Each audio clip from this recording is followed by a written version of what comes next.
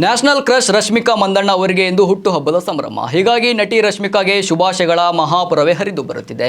ಪ್ರತಿ ಬಾರಿ ಒಂದೊಂದು ದೇಶದಲ್ಲಿ ಜನ್ಮದಿನವನ್ನು ಆಚರಿಸಿಕೊಳ್ಳುವ ರಶ್ಮಿಕಾ ಈ ಬಾರಿ ತಮ್ಮ ಜನ್ಮದಿನವನ್ನು ಗಲ್ಫ್ ರಾಷ್ಟ್ರವಾದ ಒಮಾನ್ ಸಲಾಲದಲ್ಲಿ ಆಚರಿಸಿಕೊಳ್ಳುತ್ತಿದ್ದಾರೆ. ಹೌದು, ಬಹುಭಾಷಾ ನಟಿ ರಶ್ಮಿಕಾ ಈಗ ಮುಟ್ಟಿದ್ದೆಲ್ಲ ಚಿನ್ನವಾಗುತ್ತಿದೆ. ಕನ್ನಡದ ಕಿರಿಕ್ ಪಾರ್ಟಿ ಸಿನಿಮಾ ಮೂಲಕ ಜನಪ್ರಿಯತೆ ಪಡೆದ ರಶ್ಮಿಕಾ ಹಿಂದೆ ಉಳಿದ ಸಿನಿಮಾ ಇಲ್ಲ. ರಶ್ಮಿಕಾ ನಟಿಸಿದ ಸಿನಿಮಾಗಳೆಲ್ಲವೂ ಸಿಕ್ಕಾಪಟ್ಟೆ ಆದಾಯ ಗಳಿಸಿವೆ. ಹಾಗಾಗಿ ರಶ್ಮಿಕಾ ಇದೀಗ ಸಿನಿಮಾ ರಂಗದಲ್ಲಿ ಹೆಚ್ಚು ಬೇಡಿಕೆ ಇರುವ ನಟಿಯಾಗಿದ್ದಾರೆ.